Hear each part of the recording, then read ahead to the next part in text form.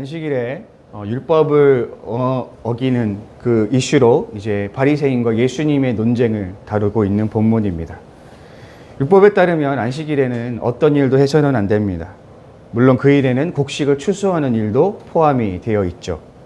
제자들이 배가 고파 미리삭을 잘라 먹었던 것은 추수의 행위로 볼 것인가에 대해서 조금 논쟁이 있을 수는 있겠으나 본문은 맥락상 그들이 율법을 위배하는 행위를 했다고 간주하고 있습니다. 따라서 바리새인들이 제자들에게 제기한 문제는 어느 정도는 타당해 보일 수도 있습니다.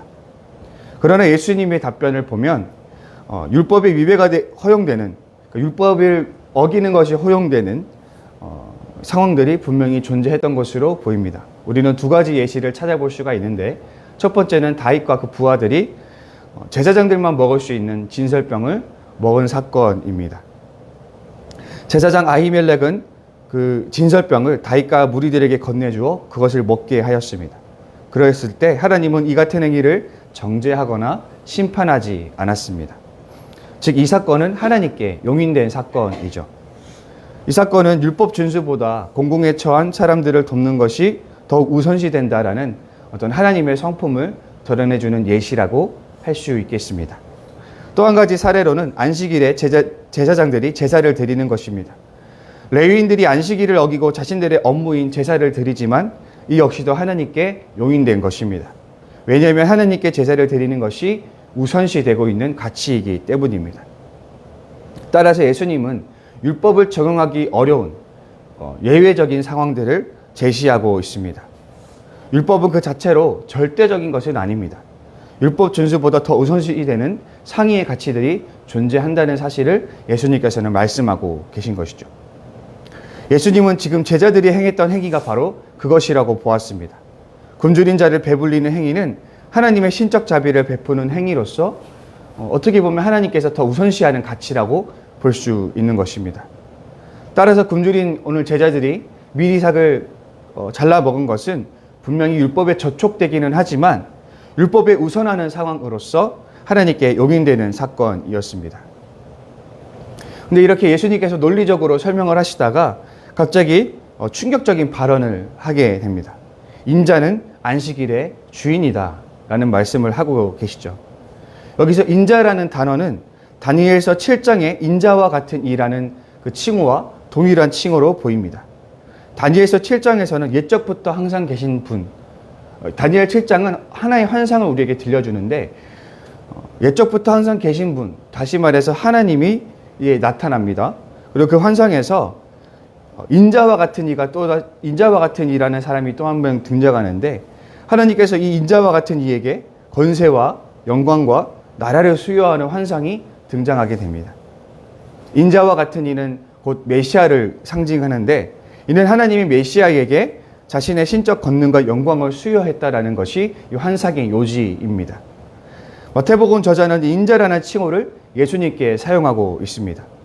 만약 예수님이 참된 인자라면 예수님은 하나님과 동일한 권능과 영광을 소유하신 분이신 것입니다. 예수님이 같은 위대한 존재라면 율법이 예수님을 얽맬 수는 없는 노릇입니다. 율법을 위해 예수님이 존재하는 것이 아니라 예수님을 위해 율법이 존재하는 것입니다. 하나님께서 이미 메시아에게 모든 것을 위임한 이상 하나님이 제정하신 율법조차도 메시아를 중심으로 철저히 재편되어야 하는 것입니다. 예수님은 율법을 폐하러 오신 분이 아니라 완성시키러 오신 분이라고 자주 이야기됩니다. 이 말은 예수님이야말로 율법에 참된 권위 있는 해석자로서 그분의 가르침이 율법의 완성을 가져온다라는 뜻으로 해석할 수 있습니다. 따라서 이 말은 우리가 율법을 폐기해야 하는 이유가 아니라 우리가 율법을 주목해야 할 이유가 되는 것이죠. 바울은 이방인들에게 율법 조항을 따를 필요가 없다라고 주장을 했었죠. 그래서 많은 그리스도인들이 율법을 전혀 고려하고 있지 않습니다. 오늘은 우리 크리스천들이 율법을 진지하게 고려하며 살아가지는 않을 것입니다. 그러나 엄연히 말해서 바울은 율법 그 자체를 부정하지는 않았습니다. 예수님 역시도 율법을 부정하신 적이 없습니다. 그렇다면 예수님의 제자인 성도는 율법에 대해서 어떤 태도를 가져야 할 것인가? 우리가 막연히 율법에 대해서 그저 거부하고 멀리하는 태도를 가져야 할 것인가? 우리가 한번 고민해 볼 지점인 것 같습니다. 율법이란 하나님의 속성을 우리 백성들에게 가르쳐 주고 있습니다. 그 세세한 규정들에는 하나님의 사랑과 또 자비와 거룩과 같은 또 정의와 같은 숭고한 가치가 담겨져 있죠. 율법은 2000년 전 고대 근동에 주어진 것으로 오늘날 우리에게 문자적으로 적용되는 것은 분명히 한계가 있지만 그럼에도 우리는 그 복잡하고 세세한 조문 근저에 깔려있는 하나님의 의도를 읽을 수 있어야 합니다.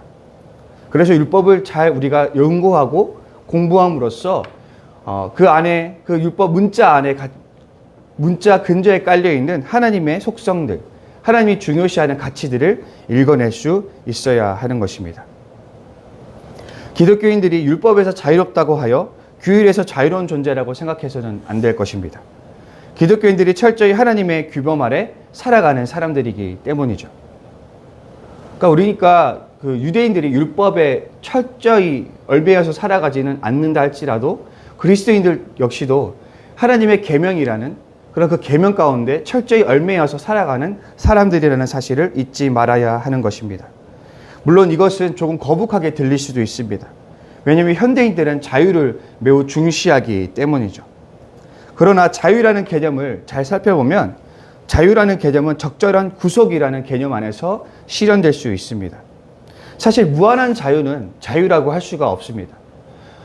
예시로 여러분들이 어떤 물건을 사야 하는데 여러분들이 이제 인터넷에 검색을 한다고 생각해 보세요. 정말 많은 물건들이 나오지 않겠습니까? 너무나 많은 선택지가 우리에게 주어지면 우리는 오히려 선택의 혼란을 겪게 되는 그런 역설이 발생하게 됩니다. 우리가 너무 많은 선택지 앞에 마주하게 되면 오히려 선택할 수가 없는 현상들이 발생하게 되는 것이죠. 따라서 모든 것이 허용되면 우리는 무엇을 선택해야 될지 알 수 없는 상황을 마주하게 됩니다. 무한한 자유란 무한한 선택지가 주어지는 것과 마찬가지입니다. 우리가 무한한 선택지가 주어지면 좋을 것 같이 여겨지지만 사실은 무한한 선택지 앞에서 무엇이 옳은지 무엇을 해야 되는지를 알 수 없어 방황하게 된다는 것입니다. 따라서 무한한 자유는 사실 진정한 자유가 아닙니다. 오히려 무한한 자유는 인간에게 방황을 가져다 줄 뿐입니다. 모든 걸 할 수 있다는 것은 무엇을 해야 할지 모른다는 뜻이 될 수 있기 때문입니다. 결국 무한한 자유는 인간을 방황하게 만들게 됩니다. 따라서 이럴 때에 규칙은 무한한 자유의 경계를 설정해 줍니다. 그러니까 선택의 폭을 좁혀줌으로써 선택을 할 수 있도록 돕는 것이죠. 따라서 어떤 선택을 내려야 하는지 가이드라인을 이 규범이 제시해 준다고 할 수 있습니다.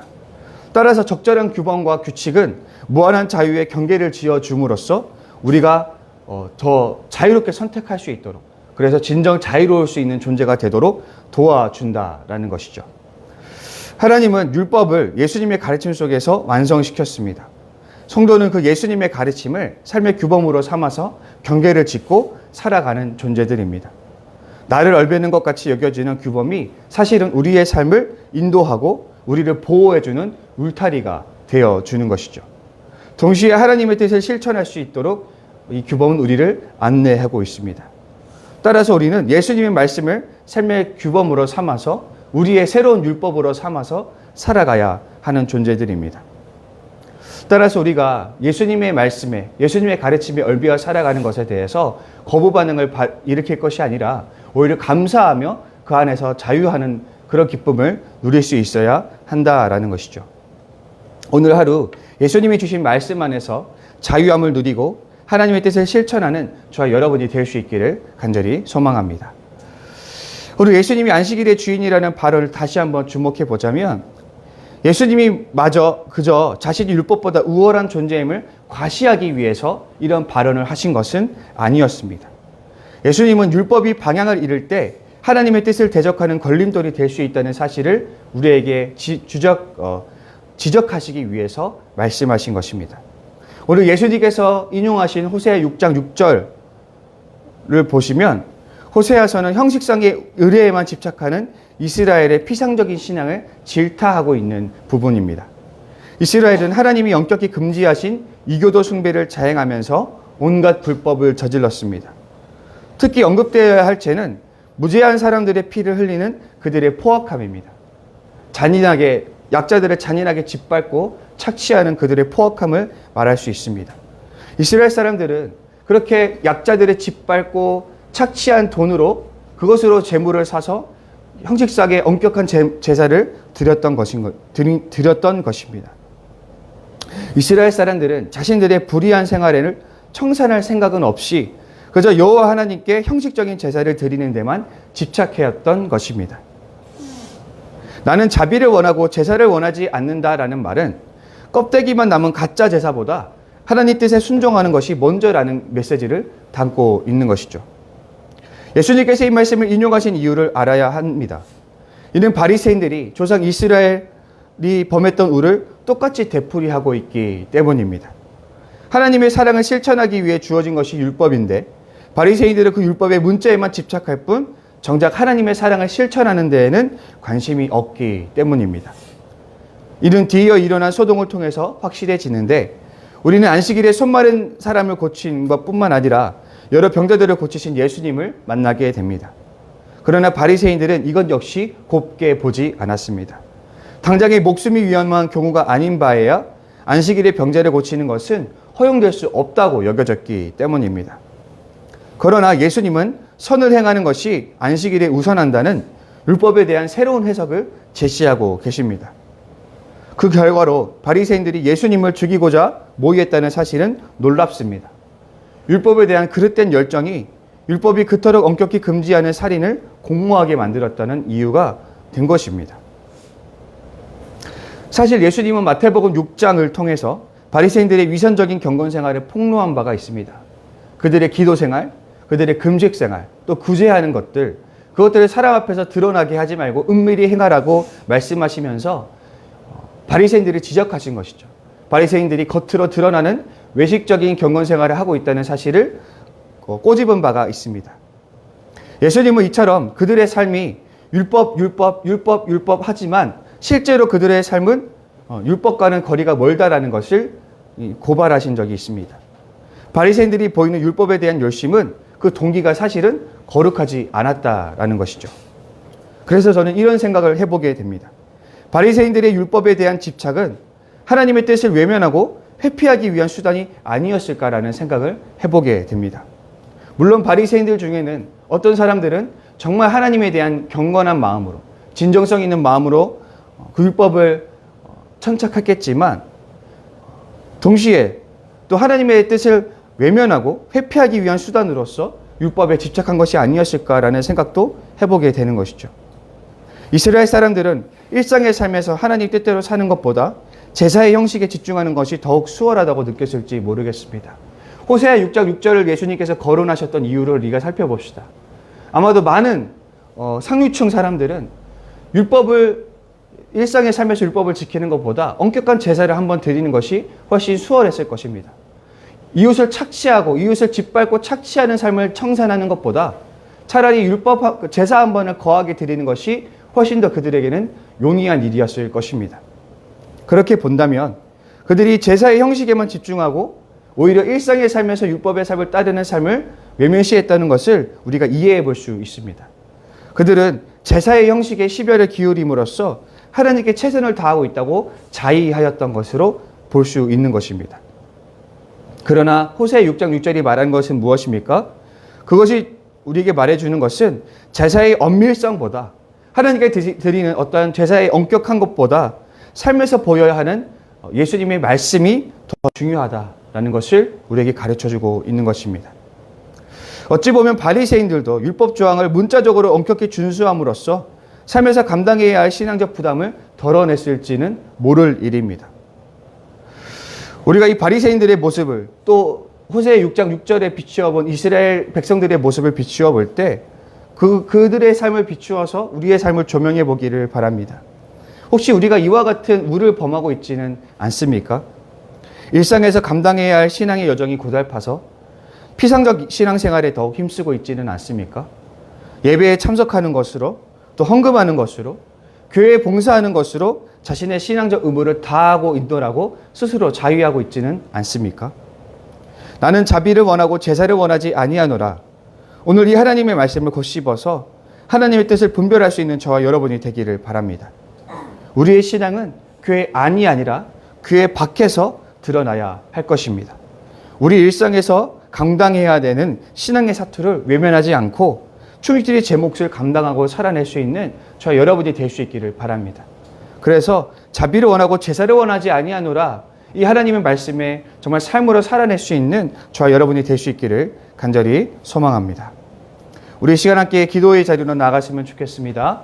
우리 기도하실 때에 먼저는 우리가 이제 척사대회도 남아있고 또 건서 치인 예식도 있고 또 청년부 수련회가 남아있습니다.